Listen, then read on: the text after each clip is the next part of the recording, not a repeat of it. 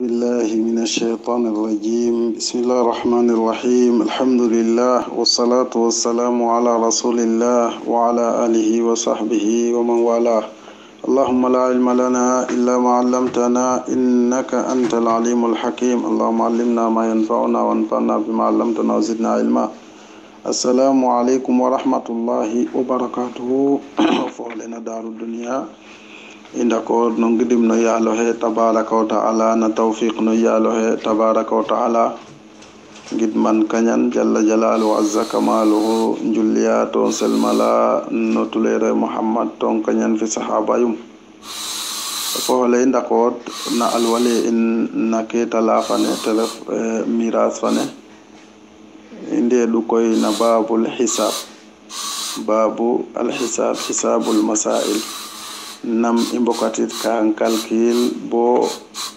kelaye hinana ketala fane okino kin ko yale la so mo wahelo chodoten to jeke ka yokna kino kina da walla sum na miras fane illa idam may ko ndokanne ko lay di nate no korom ma ko he ga obu hanga an kerefna hisab regley masala na miras pour fokatranin worn kino kin ketejena alema worni ciosan ke na masala fane ba weccaden mokdiden sab'atun usulu thalathatun minhunna qad ta'ulu layla ga betu fi dik def ciosan ke tadiken nga awluya nga batwa yalde na lasake mbaajo nahi kay yokna lema awlu na ngero kate na batu na ngero kate abaju na ngero katen telay duga akaj beta volleng ten def sudus imbu nga no je ino wenje tan na numero le delema 6 ten def beta volleng sitta masala nu anona ga sitta reften hanin je hitten kelef na sudus walla bob ithnani fa thalatha andeften inso banga nak sitta fa arba'a telef beta folleng ka beta folleng fa ka janna hakanin jeten kerefna isna ashara kon mas'ala fana he wodit ka na isna ashara tan def ka harba fa dakingaj kan ndalima kerefna ka beta fater kandira le telef sumun o fokata ngan fa sudus sai no hade yonna na mas'ala ketecho kam hanaref arba'atun yatba'uha 20 jimfin nahik tana wurorit ka mas'ala fanaha kon ma hinna ni rek ga thumun fasudu sayno afokata nona haningar leral keref na annisa bal arba'a kena taka bo sumun fana fasudu sona anchodom 24 ten ref na no janga 3 darbuinna na 6 ofyanga 3 fois 6 ana chodom wala bok juma majum 4 fois 6 enofika ana chodom 24 wala fi 3 fois 8 ana chodom 24 ka ha tenna waralan lam na anango jangay lengne hajin multiplier no lakasoy kena lema we jangna hisab fo pa andan kon keke layda an gala tendef masail ke anona ga in kasurat furuha ta'awla nga awluya kerefna 6 كرفنا 12 كرفنا 24 نهيكي كندف كي أنو نغا نغان أولو نغا ركعتين أولو أنغا ركعتين إنشو دي داتين مثال إلا دغا مثلا نوكينا هندغا أواسو كورم فيا أمفو بيمولين وكورو يحرا وروجنا مسألة فاني ربو كاجن نحكاني لالنا حلال فاني يا فاني نواروجي سدوس كاج بتافول لنغالي ma haw janga 4 fa 6 4 fa 6 namufika puro wa hoje aslu fane na mas'ala fane anda ga deno dika jama de bana lasro wande tan ref annis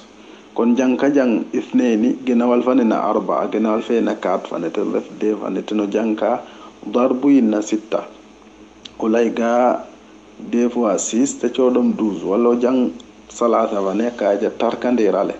salaza 3 fois 4 te chodom 12 lenkuta refka nje différence masala fane su ko defee o kiino kiin kete warnaji hana waro ana waaho woro dus fana haƴƴana kajan na hak anda gati daka co kam kono coɗo o korohe ate dak nda itam o haƴƴana kaj ɓeta fo lenga ɗaka co ke om kono coɗa yafani a ɗak o fokatanga ate dak fa a ɗak te refa ɓetak o watnangan har ɓaye fa ɗak te yok ɓeta fa ɗak o ɓeŋe jang ɓeta fa ɗak fana ha yokna na masala o sahit ke misali ken coɗi ɗina fop na han sahit ka kon o korohe a leranaga masala keke andonaga nanga ɓatuwa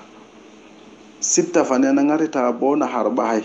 ana ngarita na sab'a ana ngarita na thamaniya ana ngarita na tis'a bo na ashara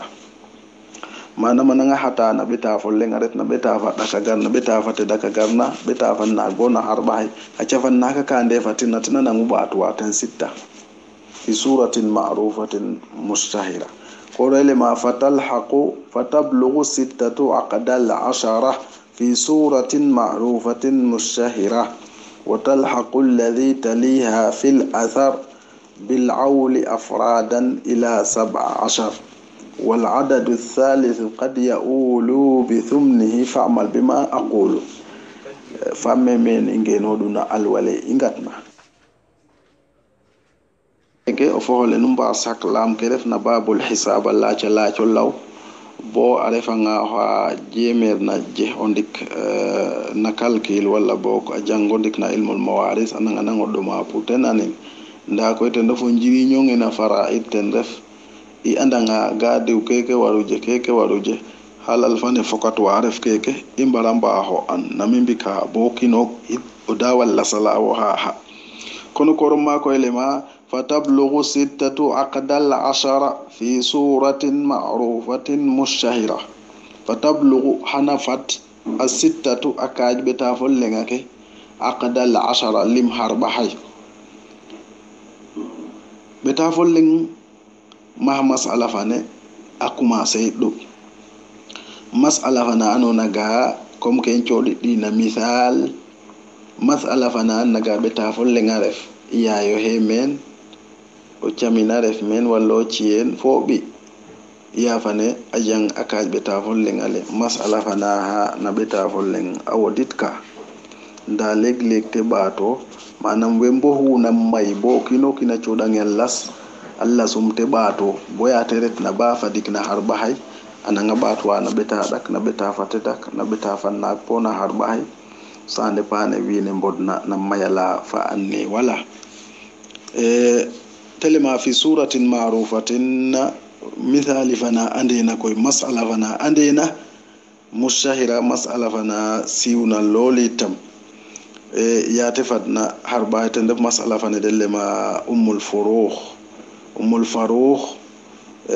ياي كما ممكن نوتين أكون مايو تندب مسألة فنا نغا وينان ديران روان دفا إمبو هنغا أن مثالك ها هجا han on nyuro le yaaji lol nda sitta anangareta bona beta fadak awarde lo haja kaaj beta volenga haaj katel akaaj beta fadak ne akon he wasdina okorum awas jeenum dik wate foitna afab walla wate foitna yaay fafab walla sawa uteirna mege okora wasu okoro he o bire fe men okoro he kon den waru jangena wal fane na halal fane ille maga okoro he wasu fi jienum dik kono okoro he jangena wal fane na halal fane nda jien dik we halal fane ware waru haja kaja te daka hini de janga daka ke imbuda nga amborin ka kon hanin jang gena wal te ref ithnaini fane de fana ay darbu inna salasa ille nga 3 fois de hana choda in sitta sisa choka in kon ma ha imborinit ka genawal mboriniti tamaka haja dak nati dak namo fika genawal sitta beta folleng o haja nga nande ati dakaref kono chodo koro he no kono he ati dak sitta itamo haja nga naka haja ati dak beta folleng hana chodo ma dak o fokata dak fa dak te codo man nahak o co jien we an nahak kon coda o korohe ate dak co jien we an nahak o fokata nga ate dak fa an nahak hana ref beta fa dak to masala fane redu beta fo leng hajilo yo ga masala fane o here du beta fo leng ndaw kino kinite jawna la so mbote mot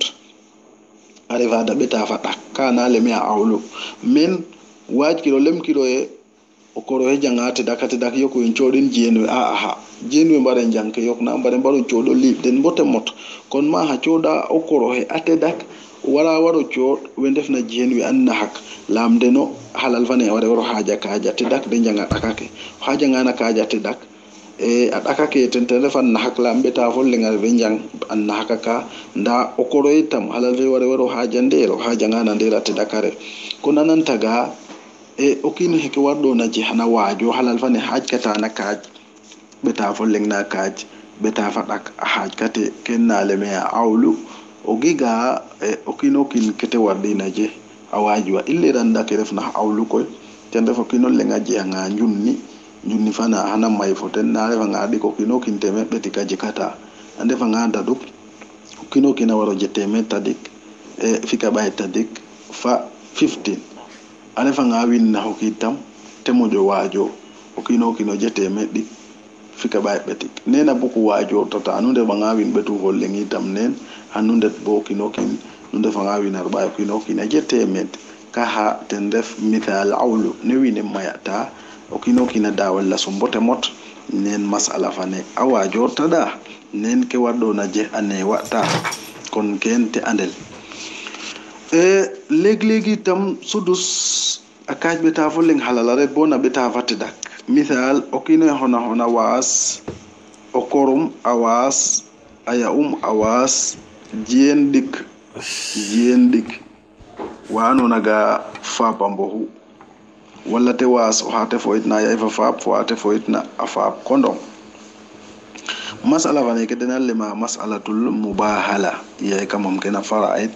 angoitan mubahala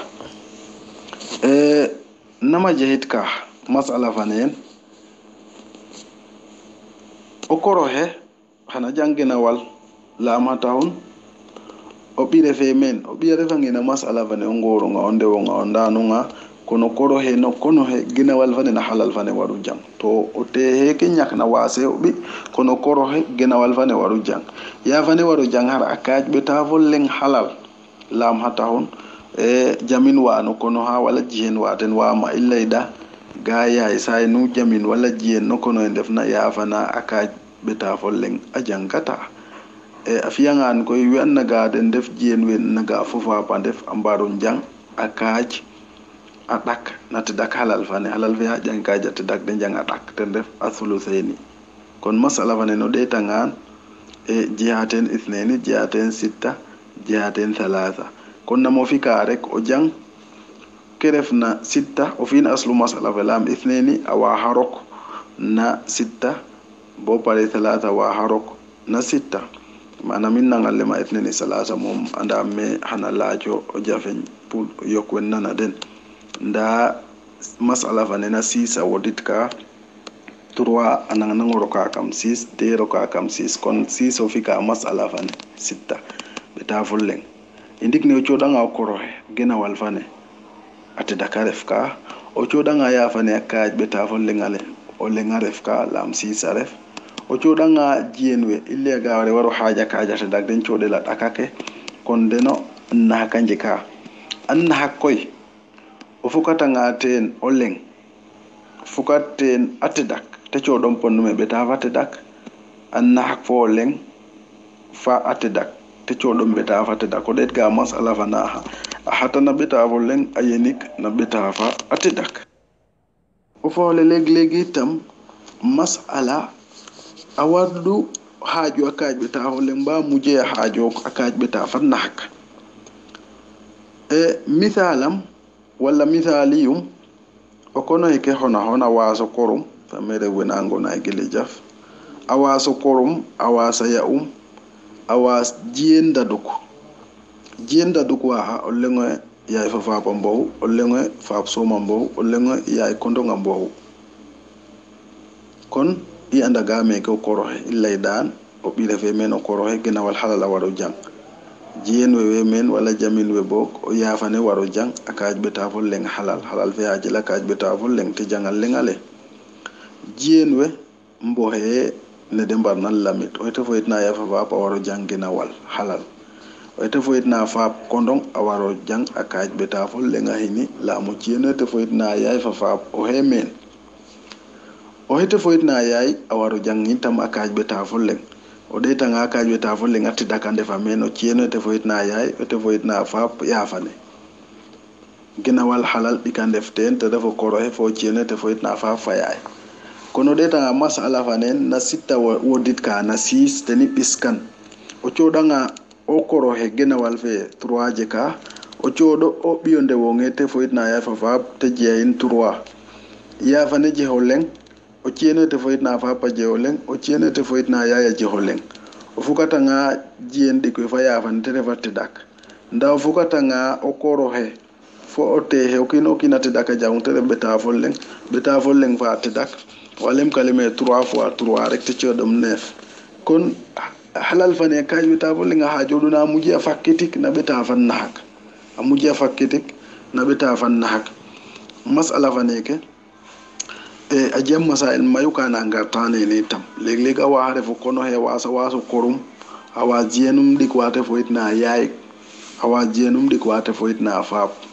wala wate foyit na yafa faap kon me ko kora waso wase yaay de da jien dik wate foyit na yaaya waso fi jien dik wate foyit na faap fa yaay o kore waro jangina wal halal jien dik wate foyit na yaay halal fe waro haja kaja tedak den chodilal lengale wate foyit na yaay de kendo bo tike ala jalajo compliqué yondik ndeysan suko defe arefa ngawe te foyit na fa fayay waha halal fane waro haj akaja te dag den chodila dakake masala fana na alemia al gharra la masi walete siwna dengo en al gharra itam masala fane ke tan def jendi ko ambona ya fa jendi ko ambona ya ko non fo kor masala fana na sisa wardu wodit a fakitik na nef la min lega 3 fois 3 de najo kam nef me ke choka chodo o koro he genawal beta fo leng te dakaref jiendi ko te foit na yaay fa halal fe yaaj keno hajate akajate dako choda den allengale o hajanga 6 akajate atte dakana chodom de fana ten na def ka allas jiendi ko te foit na yaay nda wete foyit na yafa fa haj kanu haja kaja te dak choda na dakake siso haja ngana kaja te dakake ten katare kon jame ke kat jeme ke de jeme ke 3 kat pilis de pilis 3 te cherdam ponu ma cho kamen an chodam 9 la ma dak jeho bato je ate dak je betak bato je an hak te chodom beta fan hak nda kerefna sisi tam aslu masala sitta anangarita bo na harba hay apahitik na harba hay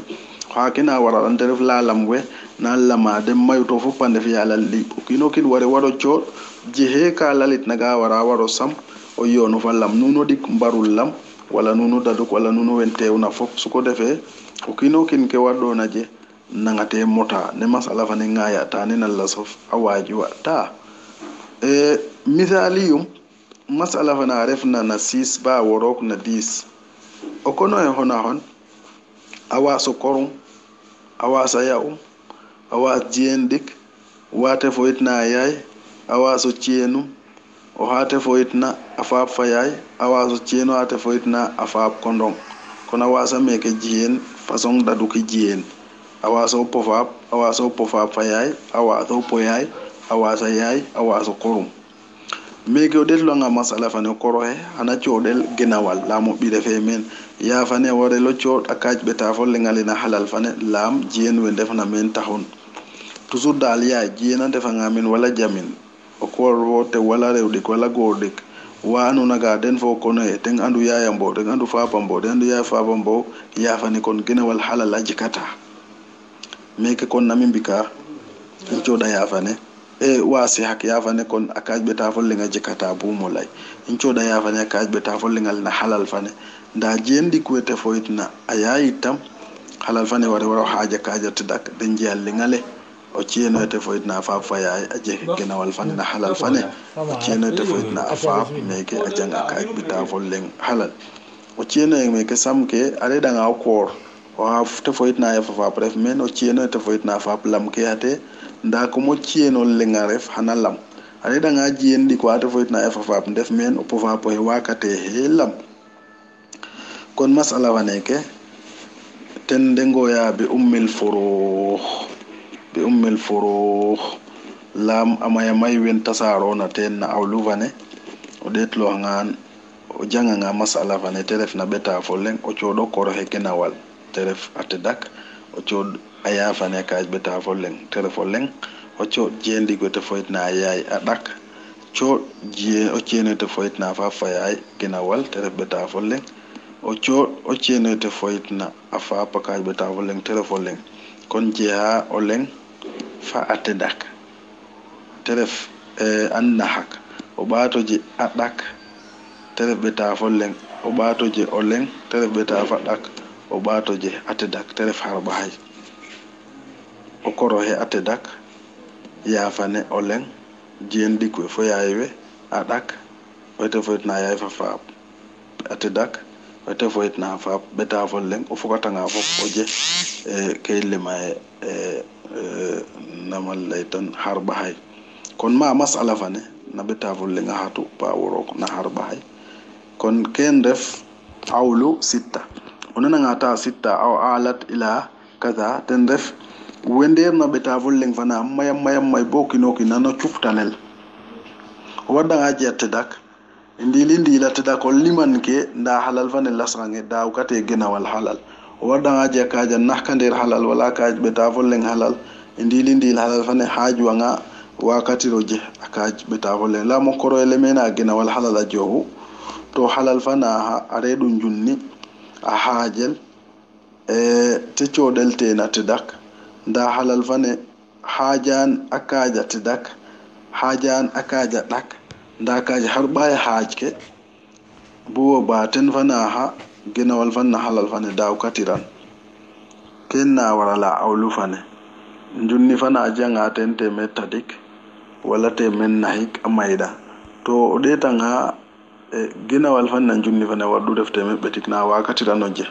kitawuna wembona to kino kina jete na las kenna warala awlu fane